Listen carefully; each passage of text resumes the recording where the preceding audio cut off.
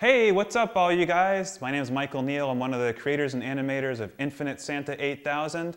I'm going to take you on a little journey through Animatic to outline art and then to the final product. So let's go!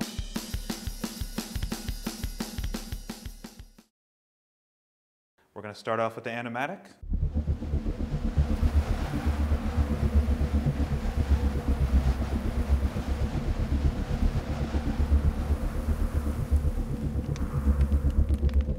A 1,000 years ago, the world completely collapsed. Not much is left now, except for the mutants and the remaining robo-people. Everyone must kill to survive. Even Santa. So we start with storyboards, and I'll play the animatic right now and kind of talk about it as it goes. If you've seen the first episode, this will look somewhat familiar to you.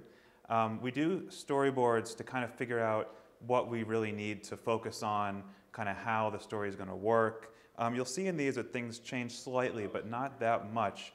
And some people take the storyboards and don't necessarily cut them to what you're going to be actually making the film with, in terms of the audio. I think it's really important that you take your storyboards and bring them into an animatic and edit them as though you're editing the real material, because it really kind of adds something. I think you kind of begin to realize, oh, I need this shot doesn't work, we can cut it this way, especially if you start to edit to the actual voices. Sometimes you can edit, I'll do a version where I do all the voices and it sounds kind of silly, but you can still tell, oh, we need this shot, this is going to go on too long and all that.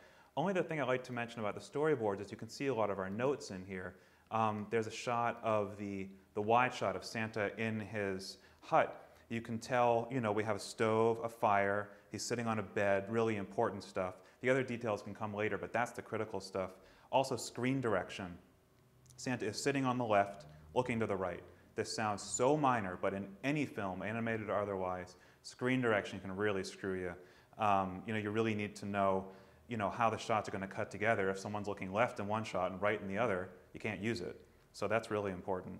So I think that's enough about the animatic, and then next up, I'll move on to the outline art.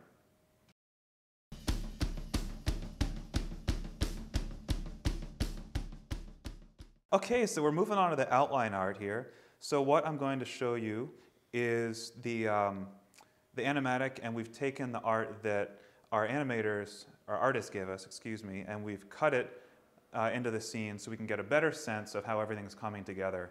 You'll see it's fairly similar, but this kind of helps us get a better sense of more of the look and the feel. You can see the really important things are in color, the fire, the bag, the weapons box. You'll notice that in the final shot, the framings are a little more precise. We kind of get a sense of where things need to be.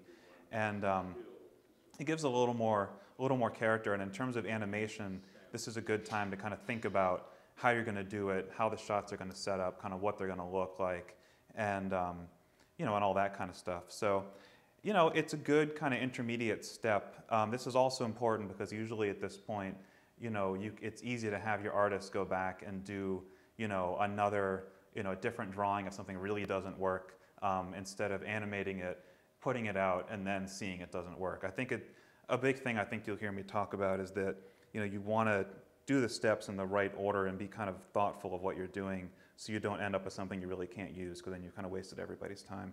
And time is valuable even if you're not spending much money on it.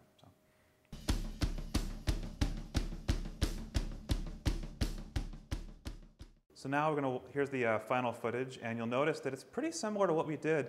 We made some adjustments. That first really wide shot of the house has much more sense of scale than what we originally did, but it's pretty close. And you'll notice too that in these we added a lot of lighting.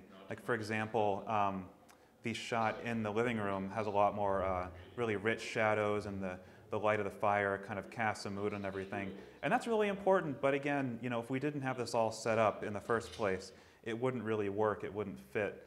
And those kind of lighting and atmosphere, those are kind of the final touches. I mean, I know in doing it, Greg and I had that as a plan for how we wanted it to look, but you can't jump the gun. I mean, like I said before, if we spent all this time and lit it, and spent all that time and then brought it in and it didn't fit, it would have been a waste of time. Well, that's it, everyone. Thanks for taking this little journey with me, and we'll see you next time in the post-apocalyptic wasteland.